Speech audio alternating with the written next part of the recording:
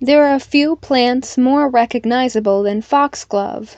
Tall flowering spikes covered in hanging bell-shaped blooms have made foxglove some of the most iconic ornamental flowers in the world. Found growing in cottage gardens, woodland clearings, roadsides, and botanical collections, these plants have fascinated people for centuries through both their beauty and their danger. But foxglove is more than just a garden flower. Hidden within these tall, towering blooms are some of the most powerful naturally occurring cardiac compounds known in the plant world, chemicals that would eventually help shape the history of modern medicine. The plants most commonly associated with the name foxglove belong to the genus Digitalis, a group of flowering plants native primarily to Europe, Western Asia, and parts of North Africa. The two species most important historically and medicinally are Foxglove purpurea, often known as common foxglove, and Digitalis lanata, commonly known as Grecian or woolly foxglove. Both species are closely related, but they differ in appearance, ecology, and especially in their role within modern pharmacology. Foxgloves are most often biennials, meaning they usually complete their life cycle over 2 years. During the first year, the plant forms a low rosette of soft leaves close to the ground. These leaves gather and store energy while the plant develops an underground root system. During the second year, foxglove rapidly sends upward a tall flowering spike that can sometimes grow over 6 feet tall. Along these stems, dozens of tubular flowers begin to open one by one, usually starting from the bottom of the spike and gradually progressing upward over time. These flowers themselves are highly specialized structures shaped through millions of years of evolution alongside pollinating insects. Their hanging bell-like form helps protect pollen and nectar from rain while also guiding pollinators deep inside the flower. Many foxglove flowers contain intricate spotted patterns lining the interior of the bloom. These markings act almost like visual landing guides for insects, especially bees, directing them toward the reproductive structures hidden within. Bumblebees are among the plant's most important pollinators. As bees force themselves into the flower searching for nectar, pollen brushes against their bodies before being carried to neighboring plants. This relationship benefits both species. The bee receives food while the foxglove reproduces. Despite their delicate appearance, foxglove are remarkably resilient plants. Digitalis purpurea especially thrives in disturbed environments such as forest clearings, roadsides, hillsides, burned areas, old quarries, and woodland edges. In many ways, foxglove behaves as a pioneer species, quickly colonizing areas where sunlight suddenly reaches the ground after disturbance. This ability has helped foxglove spread naturally across landscapes long before humans began cultivating the plant ornamentally. Today, countless cultivars of foxglove exist in colors including purple, pink, white, cream, yellow, and apricot. Some varieties were selected for larger flowers, unusual coloration, or compact growth habits, transforming the plant into one of the most recognizable ornamental flowers in horticulture. But beneath all that beauty lies something far more dangerous. Every part of the foxglove plant contains powerful cardiac glycosides, compounds capable of dramatically affecting the heart.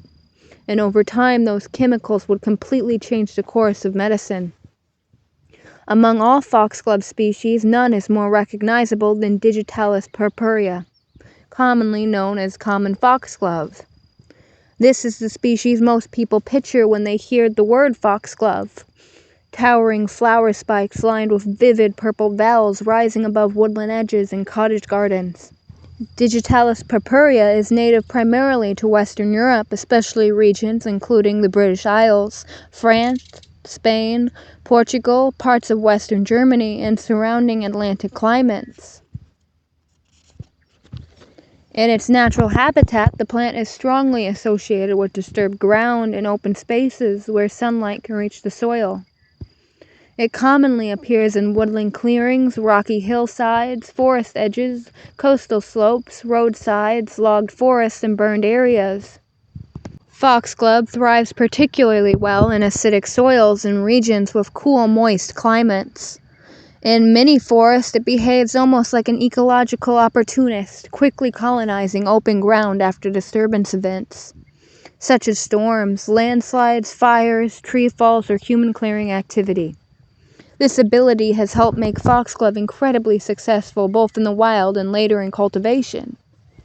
The species itself follows a biennial life cycle. During the first year, Digitalis purpurea forms a low basal rosette made up of large, soft leaves. These leaves are fuzzy, slightly wrinkled, dark green, and covered in fine hairs. The hairs likely help reduce water loss, while also discouraging some herbivores. At this stage, the plant remains low to the ground while storing energy underground. Then, during the second year, the foxglove undergoes its dramatic transformation. A tall, central flowering stalk rapidly emerges upward, sometimes reaching heights of 4 to 6 feet or even taller under ideal conditions. Along this spike, dozens of tubular flowers begin sequentially opening from the bottom upward. This flowering pattern extends the plant's reproductive window, allowing pollinators to visit over a long period of time. The flowers themselves are highly specialized structures. Each bloom forms a hanging tubular bell shape perfectly adapted for larger pollinating insects, especially bumblebees. Inside the flowers are intricate spotted markings and hair-like structures that function almost like nectar guides, directing pollinators deeper into the bloom towards nectar and reproductive organs. As bees crawl inside, pollen brushes onto their bodies, nectar rewards them, and pollen transfers to neighboring flowers. This relationship between foxglove and bees is a powerful example of coevolution, where both plants and pollinators gradually shaped each other over millions of years.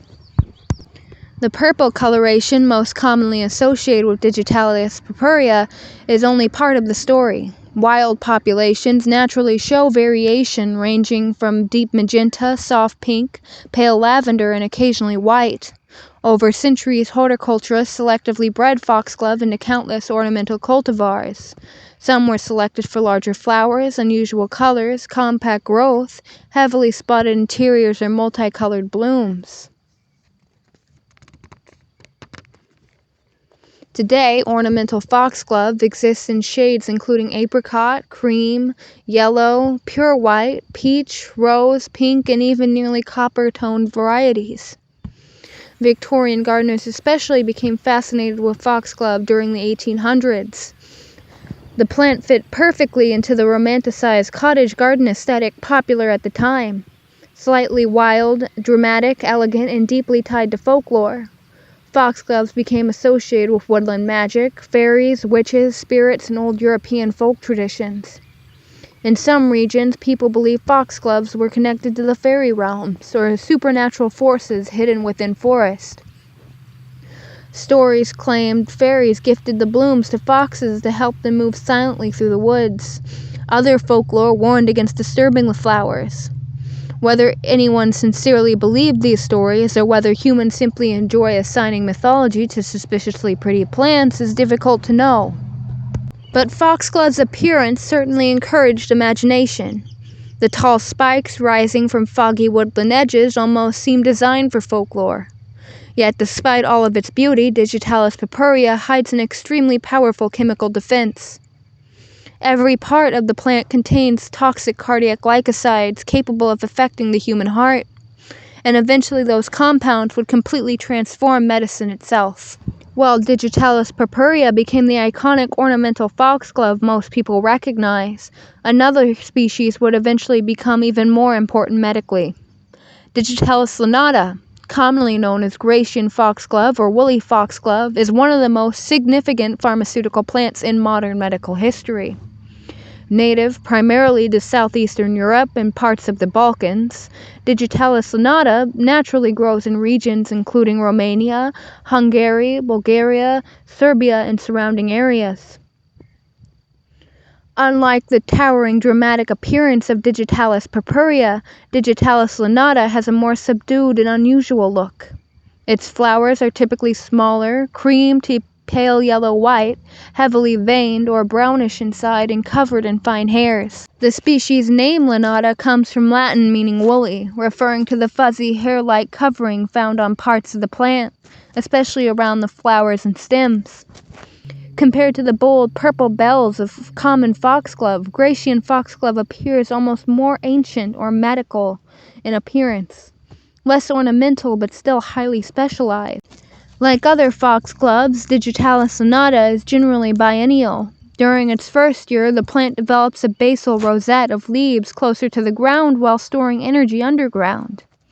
Then, during the second year, it produces upright flowering spikes covered in densely packed tubular blooms. Its leaves tend to appear narrower or darker, smoother, and somewhat more leathery than those of Digitalis purpurea. But the true importance of Digitalis lanata lies not in its appearance but in its chemistry. This species contains extremely important cardiac glycosides, compounds that eventually led to the production of digoxin. Digoxin would become one of the most important heart medications ever developed. Although Digitalis purpurea was historically associated with the earliest foxglove medicines, pharmaceutical industries eventually shifted heavily towards Digitalis lanata because its chemistry proved especially useful for modern extraction and refinement. Large-scale cultivation of Grecian foxglove began specifically for pharmaceutical production. Fields of Digitalis lanata were not grown for ornamental beauty but for medicine. These leaves became chemically harvested sources of cardiac compounds used to treat certain heart conditions, including heart failure, atrial fibrillation, and various cardiac rhythm disorders. This marked an important transition in human history. Foxglove was no longer simply a folklore plant, a poisonous wildflower, or a traditional herbal remedy. It had become industrialized medicine. Scientists learned how to isolate compounds, refine dosages, and standardize extraction and study effects systematically.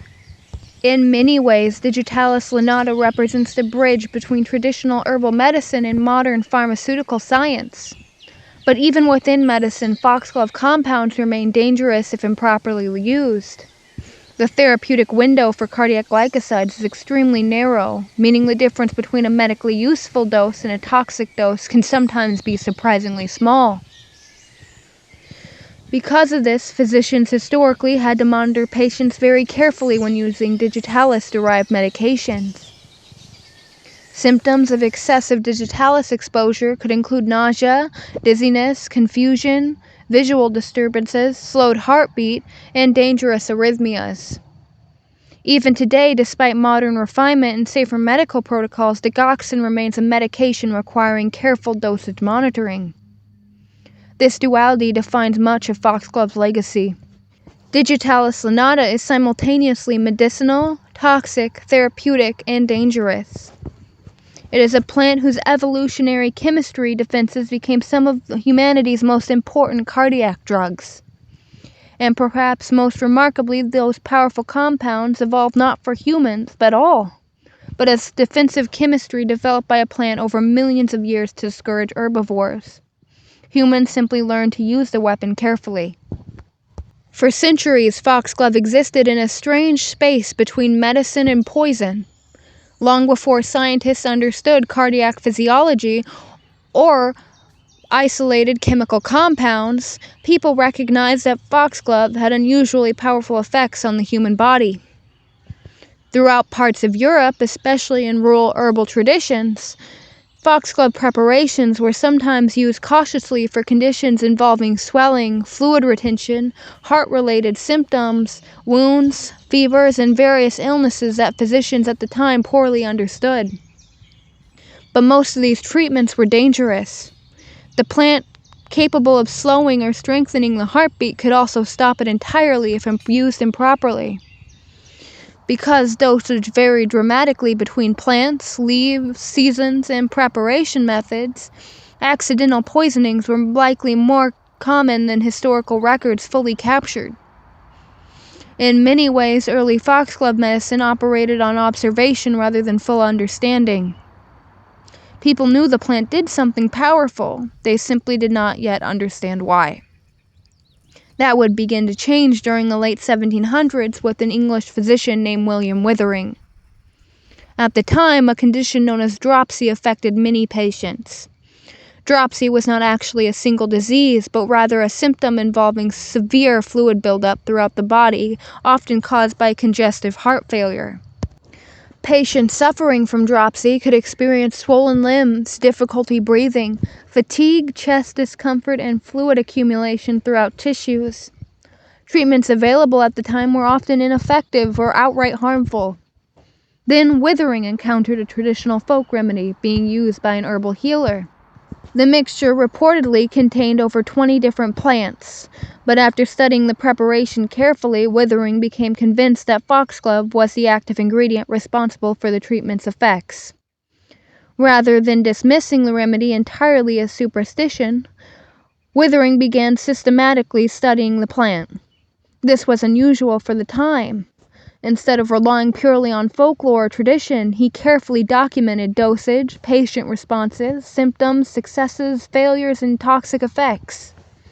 Over nearly a decade of observation, Withering discovered that foxglove could significantly improve symptoms in some patients suffering from heart-related fluid retention. In 1785, he published an account of the foxglove and some of its medical uses. The publication became one of the most foundational works in modern pharmacology.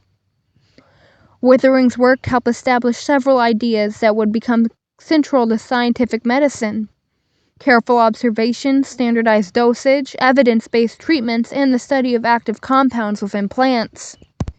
Foxglove was no longer merely a folk remedy, it had become an object of scientific investigation. However, foxglove treatment remained extremely risky. Too little could fail to help, and too much could easily become fatal. Patients suffering from foxglove toxicity might experience nausea, vomiting, slowed pulse, visual disturbances, confusion, dizziness, and irregular heart rhythms. Some historical patients even describe seeing yellow-green halos around lights during toxicity episodes, a symptom now associated with digitalis poisoning.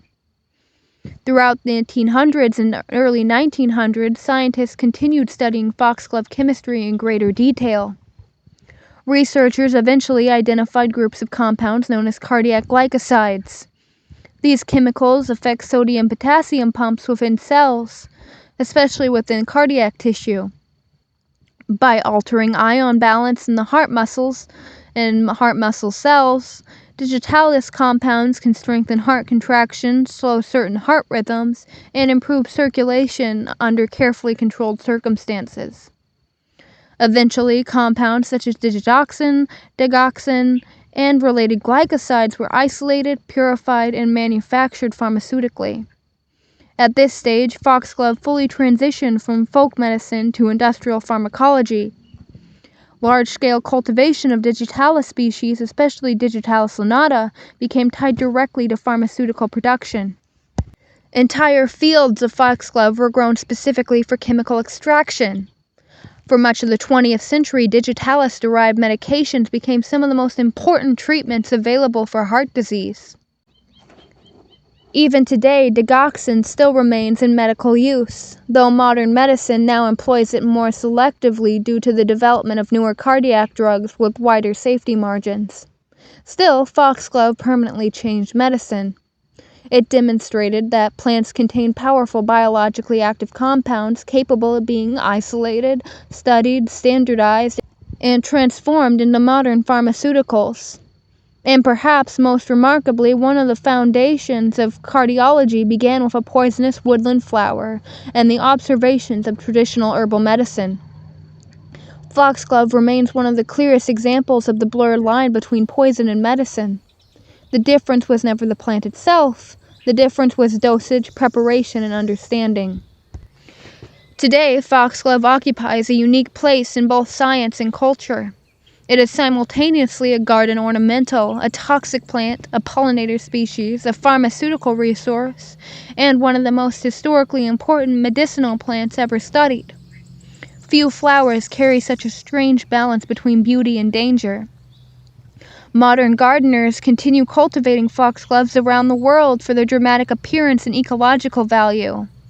Their towering flower spikes remain especially popular in cottage gardens, woodland gardens, pollinator landscapes, botanical collections, and poison gardens. Foxgloves also continue supporting important pollinators, particularly bumblebees, whose large bodies are perfectly adapted for entering the deep tubular flowers. In many ways, the relationship between foxgloves and pollinating insects remains almost unchanged despite centuries of human cultivation. Yet modern understanding of foxglove is far different from the folklore and uncertainty that once surrounded this plant.